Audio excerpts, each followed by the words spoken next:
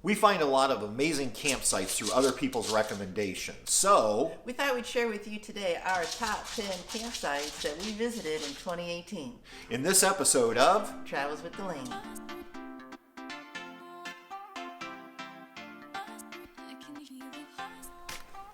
Welcome back, everyone. Before we get this week's episode started, make sure you take time to hit the subscribe button if you haven't already, and don't forget the little bell beside of it so you get notified each time we put up a new video. For real-time updates, you can check us out over on Facebook, Instagram, and Twitter, and you can visit our all-new website, travelswithdelaney.com. So, last year we spent over 2 months in our Tab 400, and we visited a lot of places here in the United States. And we wanted to take time this week to share with you 10 campgrounds that we really enjoyed. Now, we're not ranking them from 1 to 10 or anything like that. Instead, I've kind of broken them up by category. And the first category is national parks. So we went to Olympic National Park last summer, and Patty, why don't you tell them which campground there we really enjoyed? Well, we ended up being at Kalaloch, a campground there, and it was just so pretty. It was near the ocean. You could get ocean view, but we just lucked into a site that was available because they were pretty booked up. So we just happened to luck into one. So. And it was really nice because Truman loved the beach, and to be able to walk just a very short distance and be on the beach there. It was just a nice thing to do. Yeah, and people were building fires out on the beach at night. The sunsets were gorgeous. And for $22 a night, it was a really deal. Now, there's no hookups at your site, but they did have bathhouses, which were nice and clean. And just up the street, there was a nice little gift shop where you could get supplies. And so if you're out in the Olympic National Park area, we would definitely recommend Kalaloch. We sure would. It's nice. The second category is state parks. Now, we were driving through Idaho and decided we wanted to stop early, and Patty was looking on the Allstays app and found the Farragut State Park. And that was just north of Coeur d'Alene, Idaho. And what did you think of that one? It was just really pretty. Off in the distance, you could see the mountains, and we just happened to notice some prairie dogs that would kind of pop up around everybody's that was site. kind of cool. And we didn't know they were there. Just saw mounds of dirt, and all of a sudden these little heads would pop up. So it was just kind of unique. They didn't bug us. Nope. And Truman didn't bug them, so it was just nice kind of big site, nice and grassy. And for $36, it actually had electricity at the site, which was a pump bonus. And they had an amazing dump station on the way out. In fact, we filmed our video there on how we dump our black tanks. Exactly. So that was a very nice campground for a state park that we came across. But one that's even closer to us that we had never camped at that we threw on the list was our very own Turkey Run State Park here in Indiana. It was beautiful. Never been there. Good grief, why not? Yeah. And what was probably the best part about being at that state park? Well, we had some good friends that joined us, Absolutely. Stacey and Chris. So it's always good and to the go hiking. with friends. Yeah, the hiking. I didn't realize how cool the hiking trails were there. And it was just a beautiful hike that day. We went on a walk, and it was just nice. Yeah, and I think we paid a little over $30 there a night. And again, we had electricity and I believe water at our site. Now, we were out more in the open. Again, it was one of those last-minute booking type deals, so we didn't have as many choices. But there are sites there in the trees, more back in. So if you book early. But yeah, if you're anywhere near central Indiana, Turkey Run State Park. Beautiful. Yeah, beautiful hiking and just a really nice park. So. All right, let's move on to one of my favorite categories, which is the National Forest Parks. And Patty, you want to tell them what our favorite one was last summer? Well, I think our favorite one was, if I'm thinking right, is the Denny Creek Campground, which was outside of Seattle, basically. Yeah, it was near Snoqualmie Pass. And that probably to this day is one of my favorite all time. It was just so cool because the trees were so tall. Big pine trees. And we had just a huge, huge site. Big sites. And you could hear the stream running. We'd open our tab windows and you could just hear that stream. It was just a really nice, calm, friendly, fun campground. Now, we had no hookups at our site, but they do have some sites there with electricity. I believe it was an extra $5. We were paying $22 a night. And if you remember, the bathhouses were very nice and clean. Campground house was very nice. Now, it's actually located right between the highway. The highway goes kind of around it, but we didn't really notice that much noise. Yeah, because we thought we'd hear, the truckers doing their brakes and so forth. You just don't hear it. And you don't really know you're between the highway because you're so down in the tucked in. Yeah. But that was by far, and like Patty said, that site was massive. And the other nice thing was they actually had places for you to dump your gray water. So I would just take gray water out of our gray tank into a 5-gallon bucket and then just walk it down to where there were these big concrete cisterns that said gray water. And so we ended up staying there 5 nights boondocking. Yeah, we used that campground as our hub for going to Seattle and the area. So it was really nice. Right. And then another one that we found out in Oregon was the Cold Spring Campground just outside of Sisters, Oregon. Yeah, nice. It's also within the trees. We like being in the trees, and it was just real pretty, laid out, spacious campsites too. I think that's one of the things we really like about the National Forest campgrounds is they tend to be really spaced nicely so you don't feel like you're right on top of other campers. Right. In fact, while we were there, one of the rangers came around and said, just so you know, sir, there is a cougar in the campground. And I said, yeah, I know, she's in the trailer. Well, he thought that was funny. So. But no, there really was a cougar sighting right there. And it was right outside of Sisters, which was probably one of our favorite quaint towns that we visited this past summer. So very nice. And then finally, one that we did this fall, and you can look at that video from our fall trip down in south central Ohio in the Wayne National Forest, the Iron Ridge Campground. Yes. And you want to share with that? Well, it was just the same thing. We like being in the trees. This one was more kind of hilly, and we were kind of looking down into like a valley area with trees. It was spaced. And we had electricity at our site. I don't recall if we had water. I don't remember. But again, for under $25 a night, and it was just so peaceful. Great hiking right from the campground. You could hike down around a lake. And so that was definitely... It was really pretty there. Worth going back.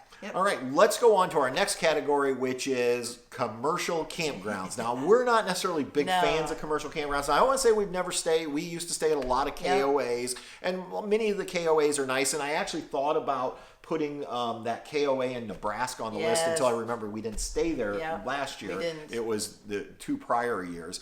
But this year, the one commercial campground that has to be on our list to make it complete is Fort Wilderness. You can't beat it. It is just, if you haven't gone, you got to go at least one time. Right, and that's at the Walt Disney World Resort. Now, we paid over Christmas around $170 a night with all the fees and taxes. Other times of the year, it is a lot cheaper.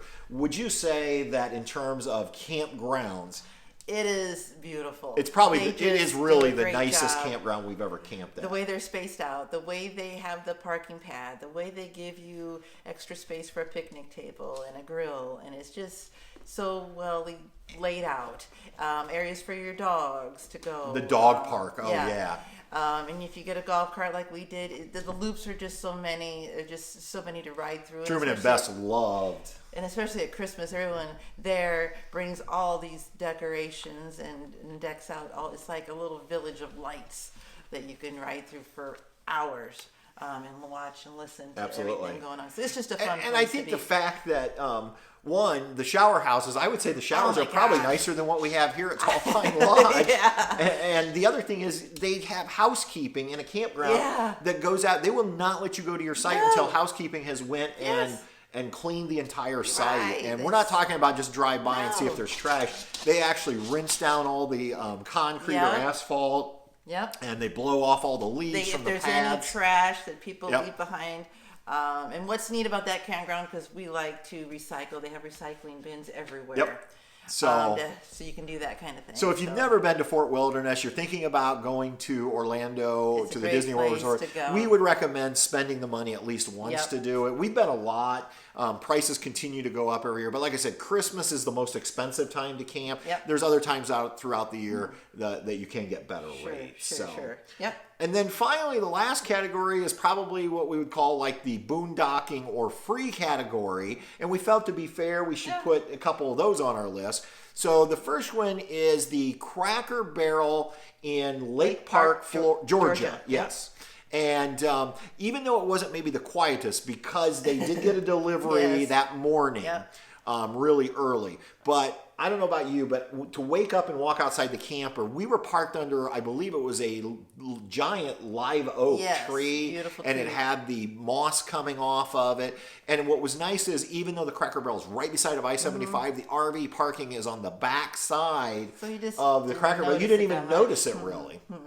So we really enjoyed that Cracker Barrel experience.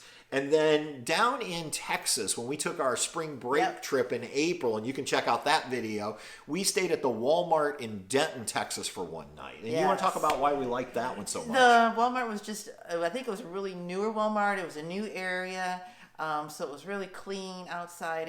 You didn't feel scared at all. No, it was very safe feeling, Yeah, lots and of businesses. and it's just looked like a really new area to be at. So, Yeah, and restaurants that you could literally Yep. walk to. Yep. So if you did want to go out to dinner, not cook in your Yeah. RV, or in our case, we went to the In-N-Out Burger just across the street. yeah. So There are lots of places, if you needed to get supplies or get food, you could just easily walk. yeah, so if you're headed Yep. through the Denton, Texas area, that Walmart was RV friendly, and it was just a really nice area to stay overnight. Now, I know there's a lot of controversy about staying at places like Cracker Barrel and Walmart versus actually paying for a campground. I think the key is, number one, it's not camping when you're there. No. It's overnight parking.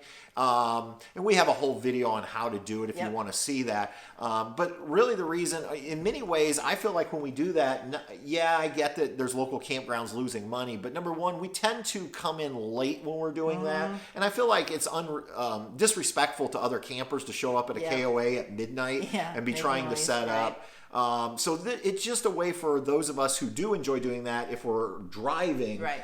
to just pull in and get a few hours sleep and get right back on the road. So, maybe those options aren't what you want, Right. and we respect that. And but I would like to say thank you to all those businesses like Cracker Barrel and Walmart and Flying J's and some Yep. of the Bass Yep. Pro Shops, and we Yep. could go on and on, Yep. that do allow us RVers who are Just traveling to find a place to sleep. and get off the road, get some sleep before we get back on again. So Now don't forget our Harvest Host. We had a really nice Harvest Host. we that have to like- close out with our Harvest Host. So for those of you not familiar with Harvest Host, Harvest Host is a program that you can join. There's a link down below in the description for this video on YouTube. And if you use our link, we're going to be able to save you 15% when you sign up for your membership. But what it does is it gives you access to a large list of wineries, breweries, farms, and museums will allow us RVers to spend one night free of Yep. charge Yep. typically. Yep. And all they really ask is that you call ahead to make sure they have space for you, introduce yourself when you get there, Yep. maybe solicit the business. We tend to purchase a bottle of wine if Yep. it's a winery or whatever. Yep. Now, they do require that you be a self-contained, hard-sided unit, so that would leave out people that are camping in, let's say, a pop-up or a hybrid potentially, or that doesn't have their own facilities. But Harvest Host is a great way to go. And you want to share We with... did a few, but this one is our top. So, for It's- last year, For at least. last year. Montavon berries in Oregon. Oh, yes. And our view out of our back of our window was Mount Hood. Yeah, that was crazy. Snow-capped Mount Hood In the background. July was just beautiful. And the owners welcomed us. Yes. They And Truman. Yeah, and Truman. We didn't have Best back then. And she said, go out, help yourself Yep. to blueberries. And they had... Cherries. Yeah, they had red raspberries Yep. and what was it? Bing. And Rainier Yep. cherries. And, so we went out and picked berries and just had such a nice time there. And it Yes. was so quiet. Yep. And it's part of what's known as the Fruit Loop in that Yeah, area. the Fruit And Loop. there's lots of different stops you can do, different farms, and we went to Lavender Farm. Oh, yeah. It's just a neat area, so definitely got to go back there. So that was number 10 on our list of our favorite places that we camped last summer. Yep. And we hope that this maybe will help you if you're ever in any of these areas, places you might want to consider checking Sure. out. So, all right, Patty, I think that's probably going to do I it think for so. our episode. Let us know down below in the comments section, what are some of your favorite campgrounds that you've ever camped at? And make sure you tell us where they're located, so as others are Yeah. reading through the comments, we can help each other out as we go on down the road this coming summer. That's So, right.